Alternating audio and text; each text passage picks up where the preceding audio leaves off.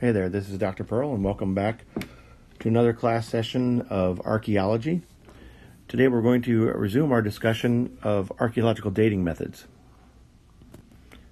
You'll recall that last time we were discussing the two general categories of dating methods, which are absolute dating and relative dating.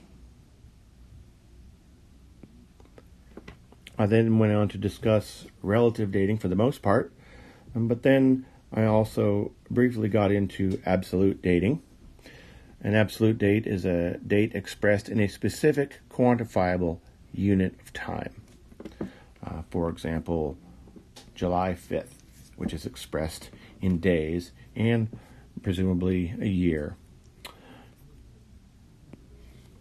I thought about this a little more, and I thought I should perhaps clarify my remarks. A date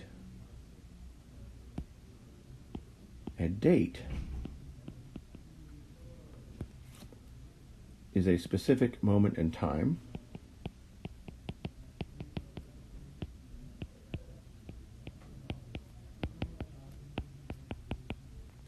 yes, but it is also expressed on some calendar.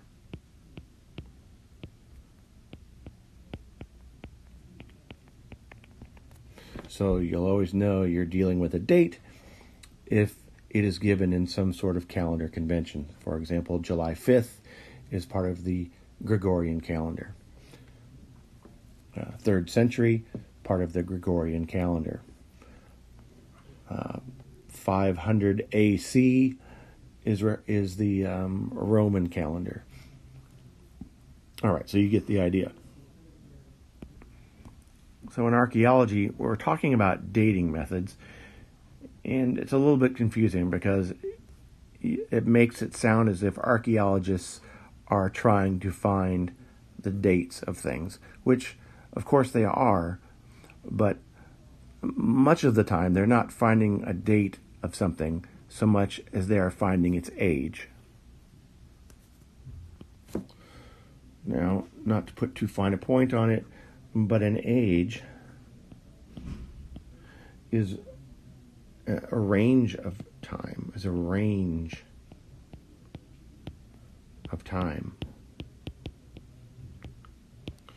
that extends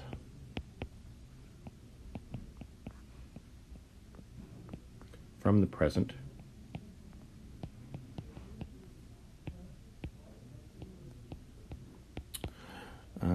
to some past event.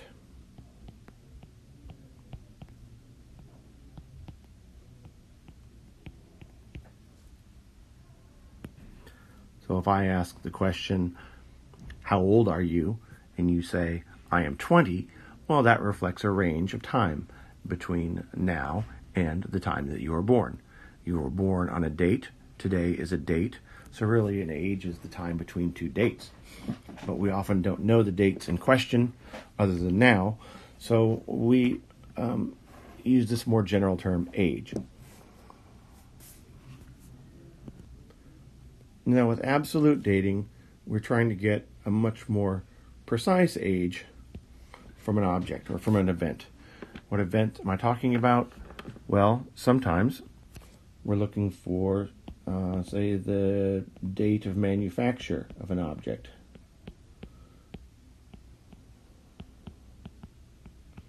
Sometimes we're looking for the dates of use for an object. Sometimes if we're talking about an occupation, we're talking about the dates of occupation. These are all possible things we might want to date. The date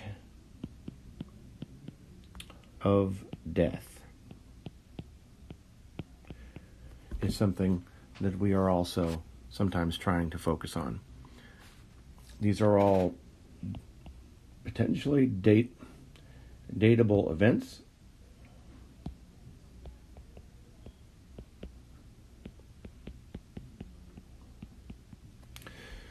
For the most part, these can be dated using both relative or absolute dating methods, and we may end up with a date, but some methods will only give us an age. I probably won't ask you to distinguish very much between those two. I just wanted to clarify the terms. Now, the first of the methods that I want to talk about that can give us an actual date, a calendar date, so it's an absolute dating method, is Dendrochronology. Dendrochronology.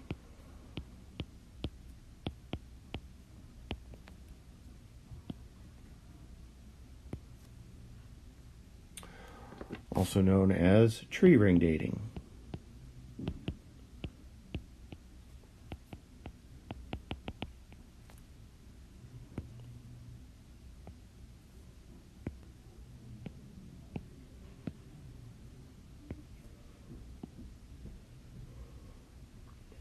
Tree ring dating because we are attempting to date the rings, of course, the annual growth rings, in trees. The principle is fairly simple. If you cut a tree down and you get a cross section of what it's going to look like, you'll find that the tree may have, depending on the species of tree, annual growth rings. These growth rings reflect the amount that the tree grew in a given year. It actually reflects the growth patterns of the tree. It doesn't grow at the same rate the entire year, usually because there's a wet and there's a dry season. So depending on the climate, the rings are more or less, they're spaced either closer or further together depending on how much the tree grew. Maybe I shouldn't have drawn this circle to begin with. Well, you get the idea.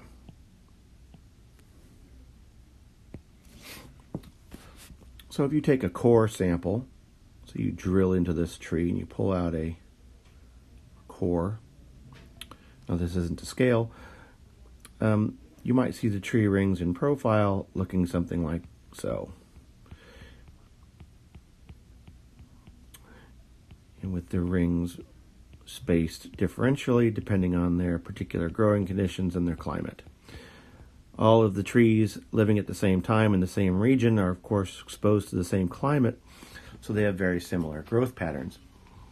This pattern that observed on the trees, or the pattern of ring growth, is a unique identifier to that time period.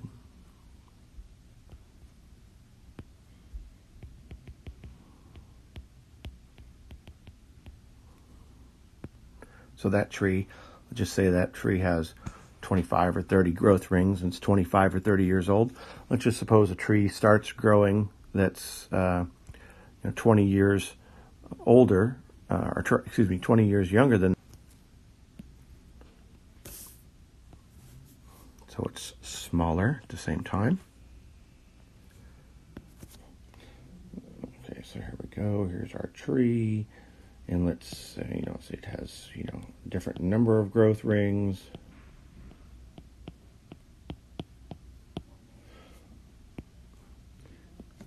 If we look at its core here, let's take a look. Take a look at its core. Let's say it started growing at this time. And its core will be similar if it grew at the same time period.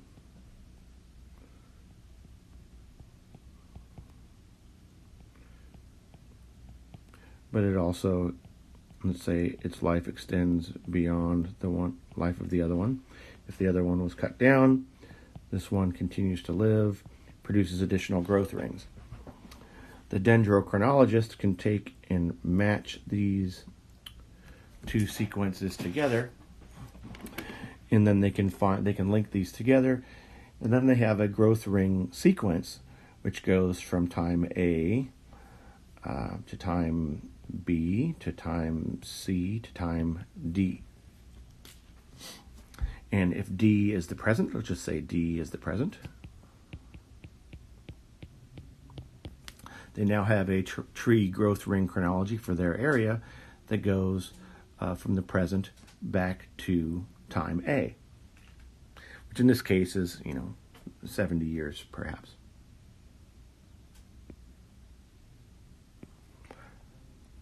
Now, the way this works is that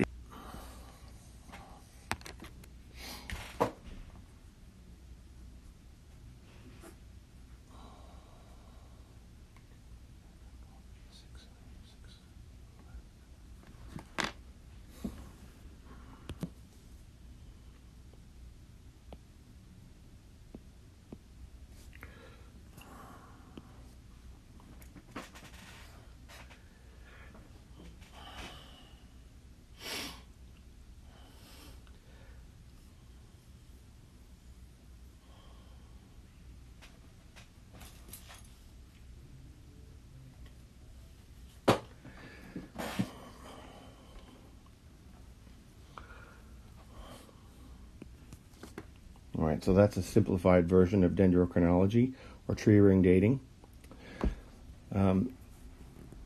This can only be used in a number of places in the world. You have to be in a place that has a certain type of trees.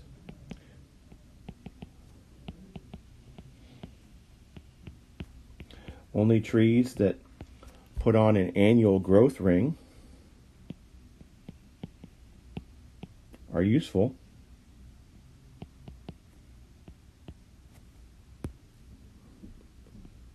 Right? And you're going to need long-lived species. Doesn't really do you much good if your trees only live 20 years.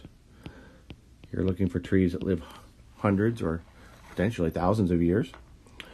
And you're going to be looking for places where there's variations in the climate, because it's these variations that give the rings their signatures that change through time.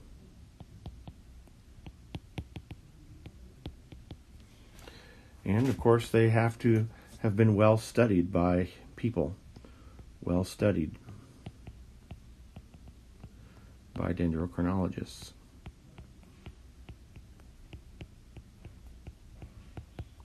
So unfortunately, this can't be used just anywhere in the world. There's really only a few places in the world that it can be used. In the United States, the main place where they've been used is the American Southwest.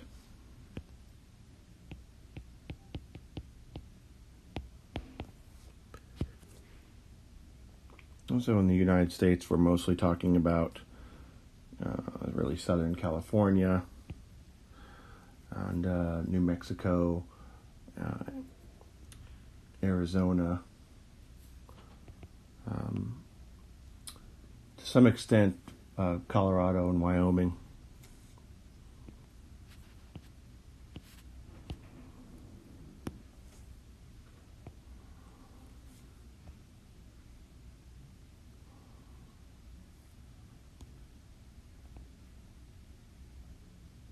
Sorry.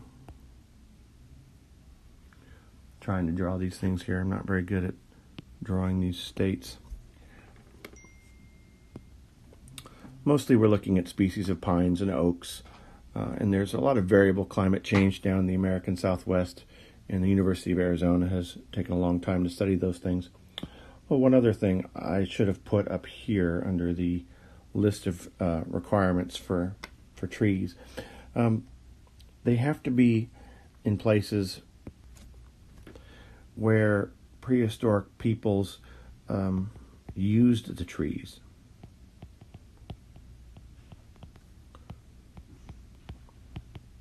Used the trees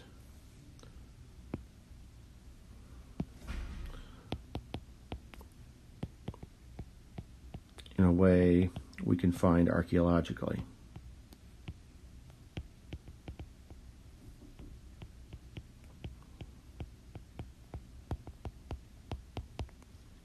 So in the American Southwest, pine trees were often being used and cut down for lumber to make pueblos and pit houses.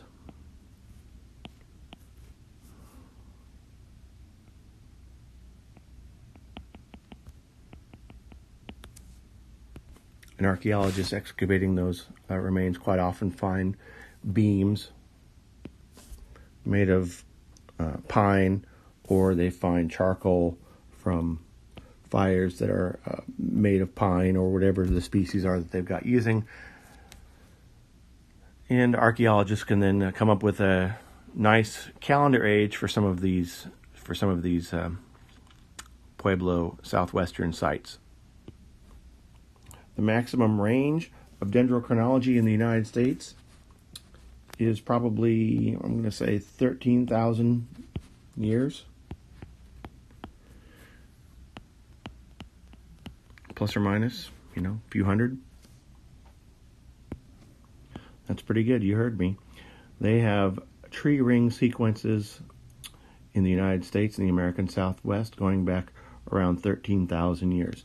This ends up being really important for the rest of us for reasons that will become clear as I continue through the lecture series and discuss radiocarbon. So even though this is really used mostly in the American Southwest, it turns out that you can use dendrochronology for a lot of things. Actually, one of the most important things that it's used for, that's relevant in today's world, is reconstructing past environments. As mentioned before, climate affects tree ring growth. In particularly drier years, you have less growth. In particularly wet years, you may have more growth. So paleo-environmental scientists can take a look at what was going on in the past, and they can possibly spot a period of growth that was excessive, or a period of growth that was very narrow, and they can reconstruct dry and wet years. In fact, you can find dry and wet decades of drought can be identified in tree ring chronologies, as well as decades of wetness. So these are very helpful for paleoclimate reconstructions.